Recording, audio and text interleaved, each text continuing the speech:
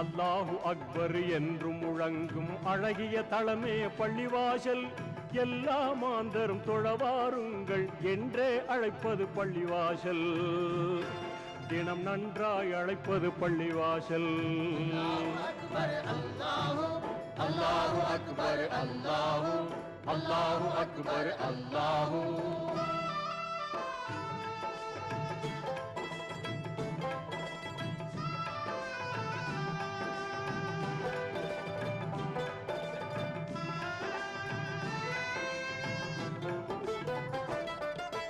இறைவனை வணங்கிட நபிமுறை பேணும் இங்கித தளமே பள்ளிவாசல்.